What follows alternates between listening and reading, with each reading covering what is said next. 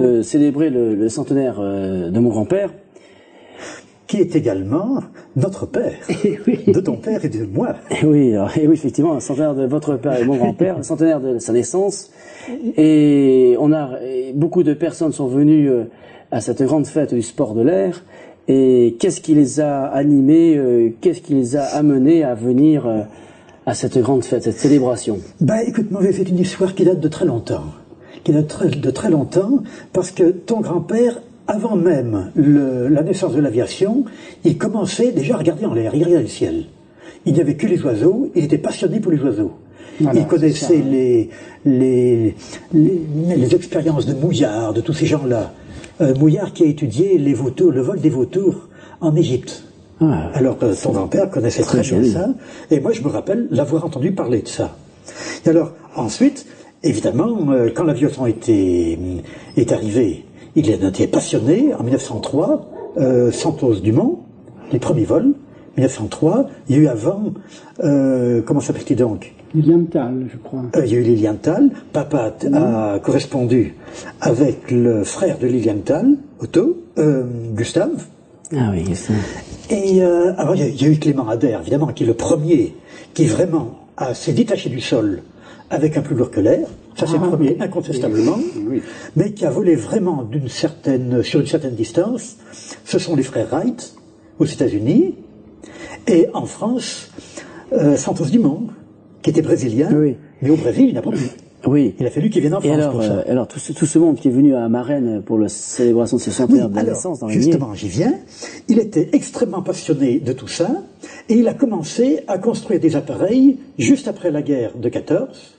Il a construit des planeurs d'abord, qui ont un petit peu volé. Il courait beaucoup, décollait très peu et avait très chaud. Et puis ensuite, il a fait venir le premier moteur Vial, c'était en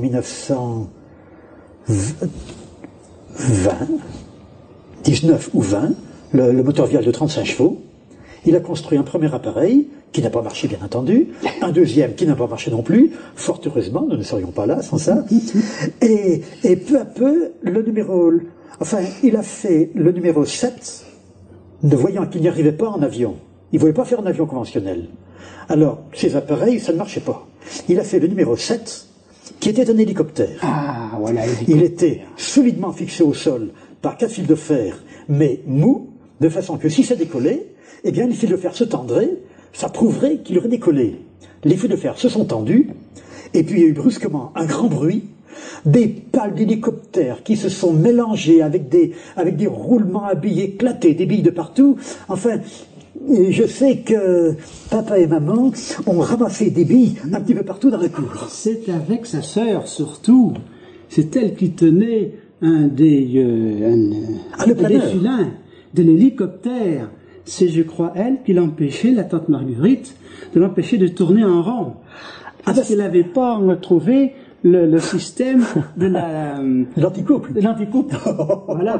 Alors, je crois que la tante Marguerite... Elle était accrochée. Elle tenait justement la filin d'anticouple. Ah ben je me rappelais pas de ça.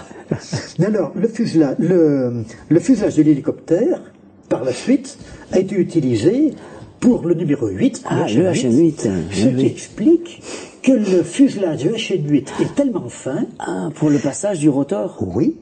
Et que le gouvernail est tellement grand, au départ, parce que le gouvernail devait servir d'anticouple pour l'hélicoptère, c'est-à-dire une faible vitesse d'avancée avec le gouvernail braqué à fond, devait faire anticouple. Oui, avec la tante Marguerite. Oui, seulement à ce moment-là, sans elle. Et alors, donc le HN8 est un avion classique, il a un peu volé, et parce que papa s'était dit, l'avion classique, après tout, ça vole quand même, malgré les défauts, ça vole. Alors je vais en faire un, et à partir de là, je volerai aussi bien que les autres, et je pourrai poursuivre mes recherches. Alors il a fait cet appareil, il a volé avec, et la preuve qu'il a volé, c'est qu'il s'est fichu en vrille avec. Heureusement, il n'était pas haut, il a tout cassé. Il s'est fait passer un savon d'ailleurs par Fouquet, par André Fouquet. Mais après avoir écrit le livre Comment j'ai construit mon avionnette, et il a diffusé avant de tout casser. Avant la casse. passionné et puis très content de sa trouvaille, d'avoir volé et d'avoir rien cassé du premier coup. Oui. Et il a diffusé son enthousiasme, déjà. Oui, d'abord dans un article de journaux, et ensuite avec ce bouquin, Comment j'ai construit mon avionnette, qu'il a écrit en 1931. Et à partir de là, je crois qu'à peu près 200 HM8 ont été construits par des amateurs. Ah oui. Et dont un tout récemment, puisqu'en 83, M. Lerin a construit un HM8. A reconstruit. Non, il a construit entièrement. Mais non, mais il a reconstruit, parce qu'il a construit en 35. Oui, il en a refait un. Il a reconstruit celui de 35 en récupérant le moteur et les roues. C'est ça, c'est tout. C'est qu'il a reconstruit celui qu'il a cassé du premier coup à son premier vol. Oui. C'est que quelqu'un, un pilote, l'avait essayé avant le sien, il me volait. Lorsqu'il m'a raconté, il a essayé lui-même, il a tout cassé.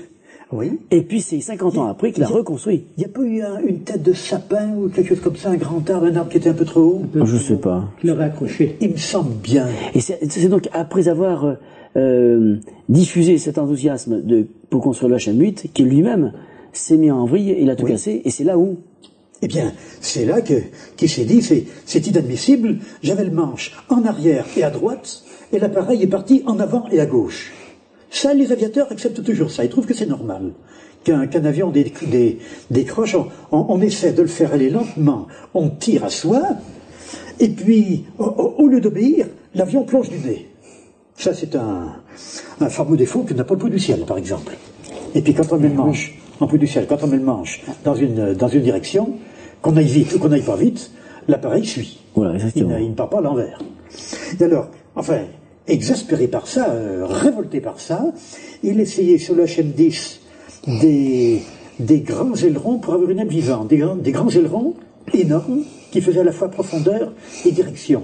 Mais il ne savait pas qu'il fallait compenser par l'arrière pour éviter un couple piqueur dû au recul du centre de poussée.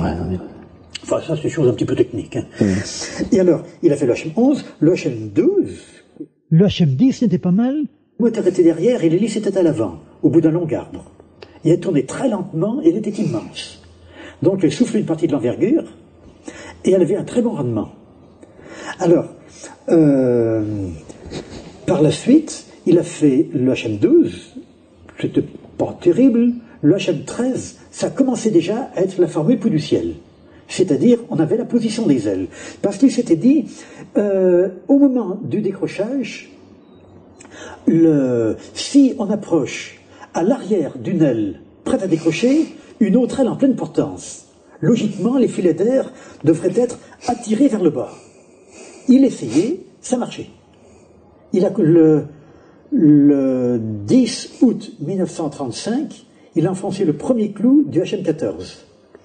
Et le 1933, pardon. 33. Le 10 août 1933, le premier clou. Le 10 septembre de la même année, l'appareil était sur le terrain, moteur en marche. Il a mis 30 jours pour tout construire. Le HM14, c'était un travail relativement grossier, très rapide. Il n'y avait aucune finition, puisque 13 appareils avant n'avaient pas bien donné satisfaction. Celui-ci, ça pouvait être un 14e. Et ce 14e a marché magnifiquement. Il y avait de quoi être émerveillé. Et tout de suite, il était au point, presque à sa naissance, il était au point. Et alors, ne voulant pas garder ça pour lui, il a fait d'abord des articles dans les ailes. Ensuite, il écrit le bouquin, celui qu'on appelle le bouquin avec un B majuscule, Le sport de l'air, le premier, 1934. Pourquoi et comment j'ai construit le pot du ciel? Pourquoi le sport de l'air? Pourquoi et comment j'ai construit le pot du ciel, effectivement. Alors, dans ce bouquin, il donnait la fabrication de l'appareil, il donnait des précisions particulières pour le centrage, qui devait passer à 200 mm en avant etc. Et seulement, les amateurs qui l'ont construit ne s'occupaient pas du centrage, parce que l'avion avait une jolie forme, ça suffisait, et pour eux, le centrage est une chose qui ne se voit pas, la position du centre de gravité par rapport à l'ensemble de la voilure, ça ne se voit pas. Alors l'appareil était photogénique, donc il pouvait voler. Et certains qui avaient déjà volé par hasard, ils sont tombés sur un réglage convenable, d'autres ont fait le réglage indiqué sur le bouquin, donc on volait convenablement, mais on s'est aperçu que plus l'appareil était lourd de l'arrière, et mieux il décollait et atterrissait. Donc certaines personnes l'ont centré lourd en arrière, Centrage arrière, donc. centrage arrière, sans penser que le centrage arrière de n'importe quel véhicule, que ce soit voiture ou avion, amène une instabilité. L'instabilité n'est pas grave par elle-même, mais ce qui est grave, c'est que quand elle arrive à la non-manœuvrabilité. Et certains amateurs sont arrivés à la non-manœuvrabilité de leur pouls du ciel. Et il y a eu des accidents. Il y a eu plusieurs morts. Il y a pas loin d'une dizaine de morts. Et aussitôt, alors, ton grand-père a modifié le pouls du ciel. Il a rendu l'aile arrière mobile en sens inverse de l'aile avant. Pour ceux qui étaient déjà construits, qui volaient, Oui, il leur a pour ceux qui indiqué, existaient. voilà, vous qui êtes mal centré, vous pouvez corriger ce défaut. C'est ça, exactement. Et en même temps, il a modifié le profil de l'aile. Il avait un profil, en principe autostable, à double courbure, et là, il a modifié le profil de l'aile, et il a un petit peu allongé le fuselage, pas beaucoup. Et à ce moment-là, plus aucun accident ne s'est produit, sauf sur un appareil qui n'avait pas été modifié. Et le constructeur de l'appareil, d'ailleurs, avait dit à ton grand-père, « Oh ben non, c'est pas la peine de le modifier, je vole avec, ça va très bien, c'est parfait, je n'ai aucune raison de le modifier. » Il s'est tué le dimanche suivant. Ça avait beaucoup impressionné ton grand-père. Mais l'amateur n'avait qu'à suivre ce qu'il avait dit. Alors depuis, des proportions d'ailes et des centrages et des profils d'ailes différents ont été adoptés, et le problème est complètement résolu d'une façon absolument définitive. D'ailleurs, tu sais bien, avec le Ballery, on a essayé suffisamment de piquer dans les plus mauvaises conditions. Des centrages avant, arrière. Oui. Et c'est pas là où il a dit, c'est en 1936, je crois, où il a dit, écoutez, le pouls du ciel mal réglé était dangereux. Oui. Un avion classique bien réglé est toujours dangereux. Oui. Moi, mon avion avait un défaut, mal réglé, il était dangereux. Oui. J'ai corrigé ce défaut. Messieurs les ingénieurs, je demande que vous en fassiez autant pour l'avion classique. Exactement. Messieurs les ingénieurs de l'aviation avec un grand A. Oui, eh bien ils ne l'ont toujours pas fait. Vous avez des avions qui, même bien réglés, sont dangereux, restent tous dangereux. les avions. Et donc, faites-en autant. Oui. Guérissez votre... Oui. Eh bien, on a critiqué le pouls du ciel parce qu'un pouls du ciel mal réglé était dangereux. Maintenant, ce n'est plus le cas. Mais, personnellement, nous pouvons critiquer l'avion classique parce que, même parfaitement réglé, Il est toujours dangereux. il punit de mort une faute de pilotage.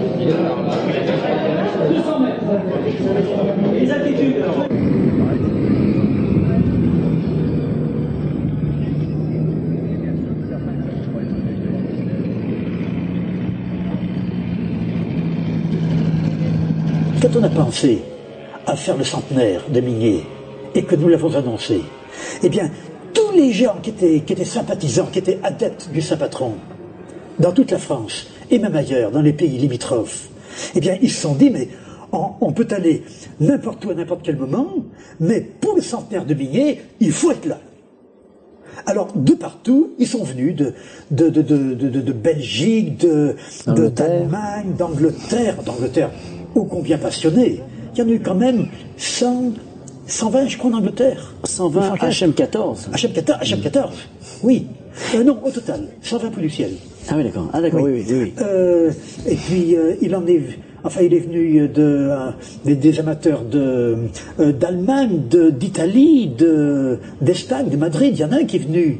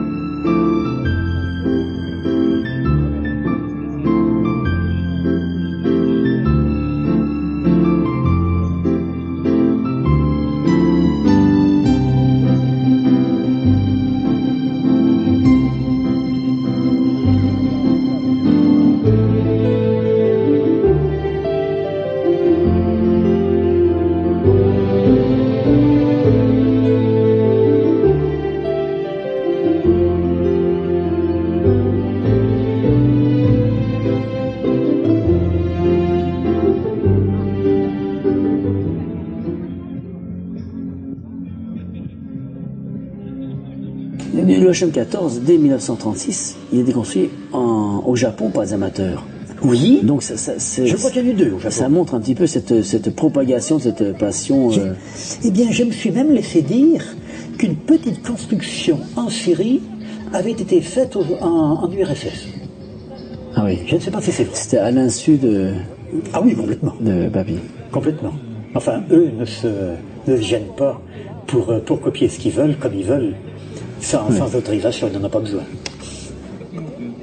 Donc c'était une passion communicative, et aussi il avait des talents d'écrivain, il avait une façon, et un style dans le livre, effectivement, comme tu as dit, un style qui a fait que c'était à la portée de tout le monde, et très... D'ailleurs, son livre a été surnommé par Raymond Doé. Raymond Doé, qui était chargé de mission à la ville de Paris, qui s'occupe beaucoup des ULM en France. Oui. Et pour la réédition du Sport de l'air en 1985, avait surnommé le Sport de l'air le livre qui rend fou. Ah oui, le livre qui rend fou, ça. un tel commence à lire le soir, le termine, il n'arrête pas à s'arrêter, le termine au petit jour le lendemain matin. Ah oui, c'est vrai. Et regarde d'un œil nouveau le vieux moteur de la Volkswagen qui est dehors, les roues d'un chariot à côté, tiens, ça va me servir, des belles planches de hêtre avec ça ferait une bonne hélice. Oui. Et puis voilà comment ça a été diffusé, cette passion communicative. Oui, et comme avait raconté Noisé, il avait jeté un coup d'œil à un grand buffet ou une armoire qu'il avait, et cette armoire en beau noyer, ça avait fait une belle hélice. Mais sa femme n'était pas du même avis. Sa femme n'était pas du même avis. Il ne devait pas tellement lui demander. Ah, ça, quelquefois, les femmes ont empêché de construire tempéré. Même quelquefois empêché. Mais il y a quelques jours, une personne m'a demandé un plan, et c'était la femme du constructeur en puissance qui a téléphoné pour demander un plan. Ben, tu es au courant? Oui. Plusieurs fois, j'ai eu les épouses demander les renseignements pour les laisses de plan pour le compte de leur mari.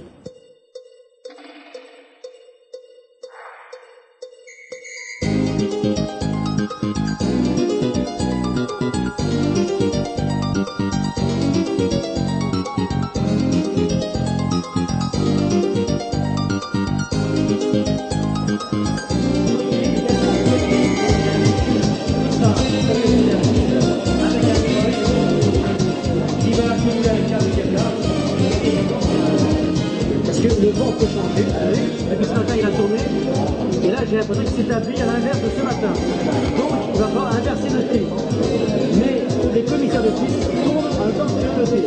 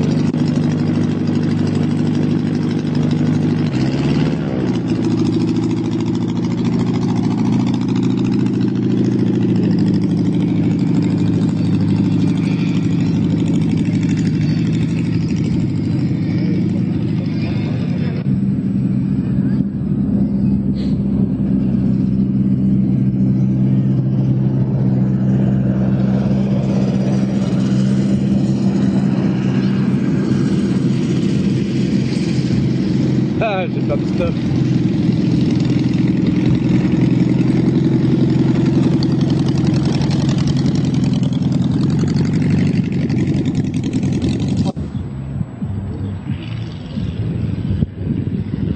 Il va pas mettre longtemps à décoller.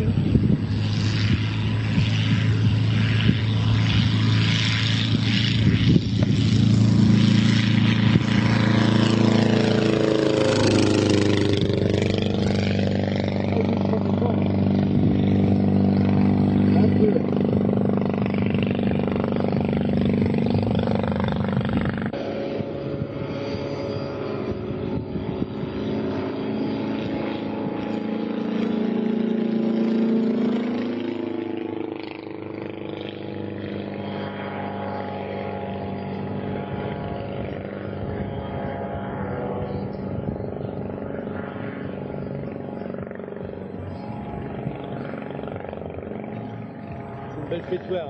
Hein.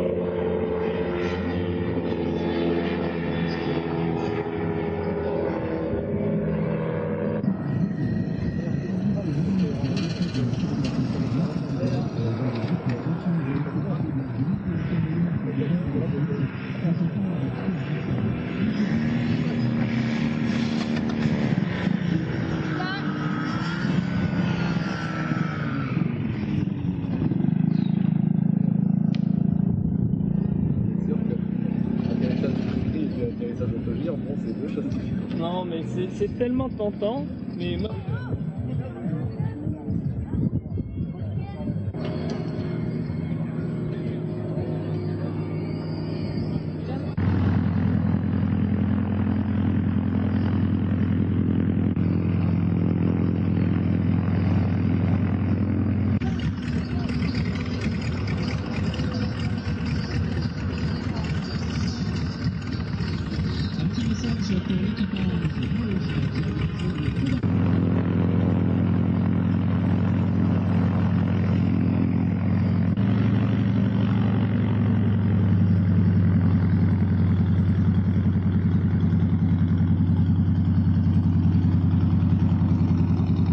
Cet avion ne vous semble en rien concerner le coup du ciel. Eh bien, détrompez-vous. Il appartient à la compagnie, pourtant française malgré son nom, Brittany Ferries, qui finance des amateurs pour la rénovation d'avions anciens. L'homme que vous allez voir assis contre la roue d'un coup du ciel s'appelle Jacques Laurent. Sous l'égide de Brittany Ferries, il est responsable de la mise en chantier de plusieurs coups du ciel. Vous avez d'ailleurs vu tout à l'heure leur premier exemplaire. Et malgré cette météo un peu dure, il est venu de Rennes en vol. Très rapide d'ailleurs, il retournera beaucoup moins vite, bien sûr à cause du vent de face. Mais enfin, nous avons su que tout s'était bien passé. Ce broussard a été entièrement rénové par la même équipe qui a construit le coup du ciel. C'est donc en quelque sorte son grand frère d'atelier. Et ma foi, le gros escortant le petit, il nous a amené à Marennes l'essentiel de cette vraiment très sympathique équipe.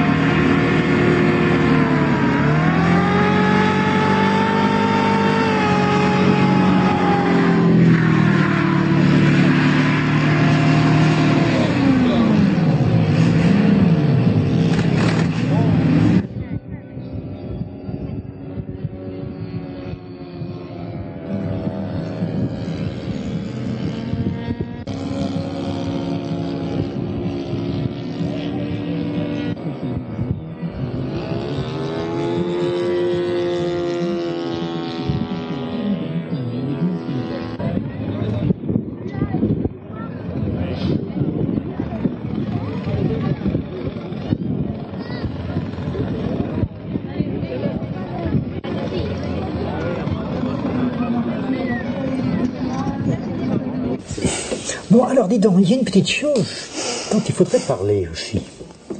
C'est que le mouvement ULM est apparu vers la fin des années 79, vraiment a commencé à se développer. Et alors, à ce moment-là, le chef pilote d'un aérodrome pas loin d'ici, à Villeneuve-sur-Lot, m'a dit un jour, mais monsieur Mignet, si vous faisiez un ULM Pouls du ciel, et je ne suis pas partisan du Pouls du ciel, hein, mais si vous faisiez un ULM Pouls du ciel, la formule de votre père serait dans ses pleines possibilités. Le temps a passé. J'ai dit oui, évidemment, mais enfin l'ULM c'est parapluie volant, tout ça, question de sécurité, ça m'emballait pas tellement. Et puis, j'étais allé faire les essais d'un monoplace, avion alors, mais Pouls du ciel, mais de catégorie avion, à Tarbes, la Loubert, et quelqu'un, le fils d'un ancien collaborateur de ton grand-père d'ailleurs, est venu avec un Quicksilver, un ULM. C'était la première fois que j'en voyais un. Il m'a proposé de faire un tour avec, et malgré ma réticence, il m'a presque obligé à partir seul sur cet appareil. C'était la première fois que j'étais en l'air seul, dans un avion, dans une machine volante qui n'était pas un Pouls du ciel. Je n'étais pas très rassuré d'ailleurs. Ça s'est très bien passé et j'étais émerveillé par cette nouveauté, par l'ULM. J'étais émerveillé par le fait de ne rien avoir autour de moi, ce que tu sais, en ULM. Oui. J'avais découvert ça. Et je me suis rappelé ce que m'avait dit ce monsieur, et je me suis dit, il faut absolument que je fasse un ULM. Transposer la formule Pouls du ciel appliquée à l'ULM. Alors, je suis parti. J'ai pris la caravane que j'avais là-bas, et pour ne pas être dérangé, je suis allé à une trentaine ou 40 kilomètres dans un petit coin de montagne. Je me suis isolé là, tranquillement, et j'étais bien peinard. Pour dessiner. Et puis, j'ai fait des croquis. Des croquis, n'importe quoi. Ce qui me passait par l'idée, enfin, même pas par l'idée, ce qui passait par ma main. N'importe quoi. Est arrivé un moment où il y en a un qui m'a plu plus que les autres. Et quand je suis revenu, j'ai fait quelques dessins un petit peu plus précis pour voir si ça pouvait tenir debout. Et puis, je suis venu trouver un certain Alain Mignet, et je lui dis, écoute mon vieux Alain, qu'est-ce que tu dirais si on faisait un ULM? Et tu n'as pas été tout à fait contre. On a commencé ici, là, à construire un prototype.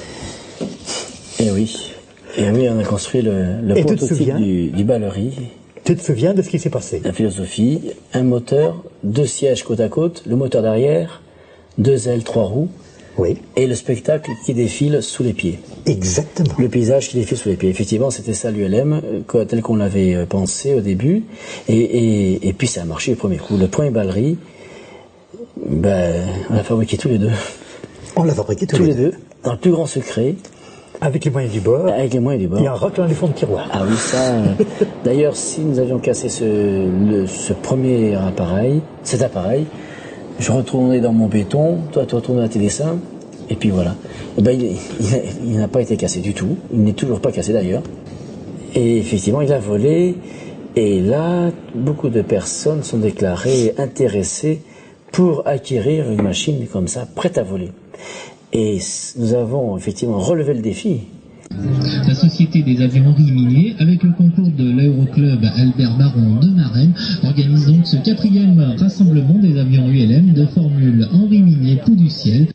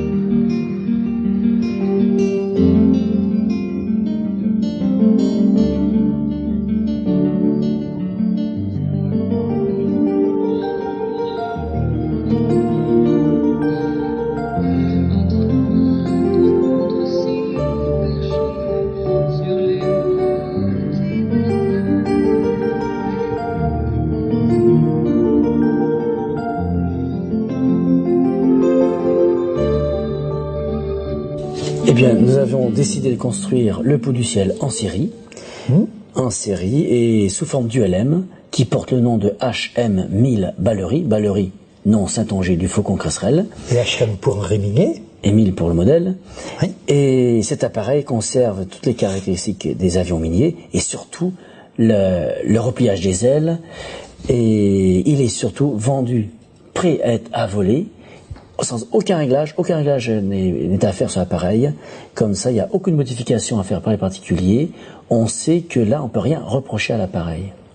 Et ces appareils marchent tellement bien qu'ils ont été choisis par l'armée française. Et d'ailleurs, l'entreprise Avion Minier, puisque maintenant l'entreprise Avion Minier existe, est homologuée pour la défense nationale. Mais te rappelles-tu combien au total tu en as vendu? Actuellement, à ce jour, 85 livrés. 85 livrés. Si on dit vendu, on approche de la centaine. Donc ça prévoit pour l'avenir. En effet, oui. Et ce n'est pas terminé. Non, c'est pas terminé. C'est pas terminé. Et tu sais ce qu'avait dit ton grand-père. Voler, vivre une féerie, être oiseau dans un paradis. Eh bien ça, c'est sa pensée qui est répandue pour tout le monde. Ah oui, Tous ceux qui veulent. Voler, vivre une féerie, être oiseau dans un paradis. Fantastique.